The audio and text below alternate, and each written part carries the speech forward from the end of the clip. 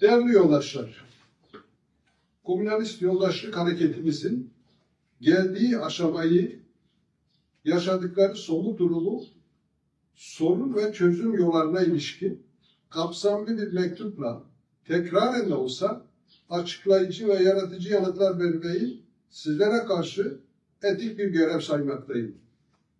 1. 27 Şubat 2025 tarihli barış ve demokratik toplum çağrısını savunmaya devam etmekteyim. 2. Sizlerin PKK'nın 12. Fesih Kongresi'yle bunu kapsamlı, oldukça doğru bir içerikle pozitif yanıt vermenizi tarihi bir karşılık olarak değerlendirmekteyim. 3. Gelinen nokta oldukça değerli ve tarihi nitelikte sayılmak durumundadır. Bu arada köprü ilişkide bulunan yoldaşların çabası aynı değerde ve takdire şayandır. 4. Tüm bu yaşanan gelişmeler sonunda tarihi bir dönüşüm sayılması gereken bir demokratik toplum manifestosu hazırladım. Bu manifesto yaklaşık 50 yıllık Kürdistan devriminin yolu manifestosunu başarıyla ikame edecek niteliktedir. Sadece Kürt tarihsel toplumu için değil, bölgesel ve küresel toplum için de tarihsel, toplumsal bir içerik taşıdığına inanmaktayım. Tarihi manifesto geleneğinin başarılı bir örneğini teşkil ettiğinden kuşku duymamaktayım. 5. Tüm bu gelişmelerin İmralı'da gerçekleştirdiğim görüşmeler neticesinde yaşandığını açıkça belirtmek durumundayım. Görüşmelerin özgür irade temelinde yürütülmesine azami dikkat gösterilmiştir. 6. Varılan aşama yeni adımlarla pratiğe geçmeyi gerekli kılmaktadır. Bu aşamanın ve gerekli adımların da tarihi nitelikte olduğunun önemli belirtilmesi, anlaşılması ve gereklerine bağlı kalınması, yol alınması açısından kaçınılmazdır.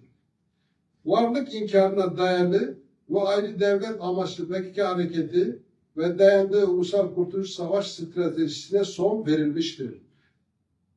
Varlık tanınmış, dolayısıyla ana amaç gerçekleşmiştir. Miadını doldurma bu anlamdadır. Gerek aşırı tekrar ve aşmaz olarak değerlendirilmiştir. Bu temelde kapsamlı eleştiri, öz eleştiri devam edecektir.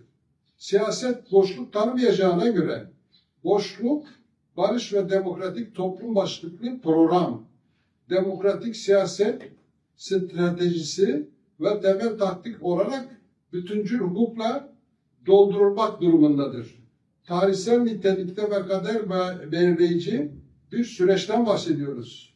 Sürecin geneli olarak silahların gönüllüce bırakılması ve Türkiye Büyük Millet Meclisi'nde yetkili ve kanunla kurulması düşünülen kapsamlı komisyon çalışması önemlidir. Kısır mantıklı önce sen ben kısırlığına düşmeden adımların atılmasında dikkat ve hassasiyetin gösterilmesi şarttır. Atılan adımların boşa çıkmayacağını biliyorum. Samimiyeti görüyor ve güveniyorum. Dolayısıyla daha da pratik ve somut kilit açıcı adımlara geçilmeye çalışılmaktadır. Benim tarafımdan ileri sürülen tezlerin belli başlı olanları şunlardır. 1. Herkesin üzerine düşeni yapması, barış ve demokratik toplum hedefine ulaşılması, pozitif entegrasyonalist bir perspektifle mümkündür. Tüm anlatılanlardan çıkarılan sonuç, PKK ulus devletçi bir amaçtan vazgeçmiş, bu temel amaçtan vazgeçişle birlikte temel savaş stratejisinden de vazgeçmiş, varlığını sona erdirmiştir. Gelinen tarihi noktanın daha da ileriye götürülmesi beklenmektedir. 2. Gerek Türkiye Büyük Millet Meclisi ve komisyon için anlam ifade edecek, gerek kamuoyundaki şüpheleri giderecek ve sözümüzün gereğini karşılayacak şekilde silahların bırakılmasını ilgili çevre ve kamuoyuna açık olarak temin etmeniz doğal karşılanmalıdır. Silah bırakma mekanizmasının kurulması süreci ileri taşıyacaktır. Yapılan silahlı mücadele aşamasından demokratik siyaset ve hukuk aşamasına gönüllüce geçiştir. Bu bir kayıp değil, tarihi bir kazanım olarak değerlendirilmek durumundadır. Silah bırakmaya ilişkin detaylar belirlenecek ve hızlıca hayata geçirilecektir. 3. Meclisin çatısı altında bulunan diğer partilerle birlikte bu sürecin başarıya ulaşması için üzerine düşeni yapacaktır. 4.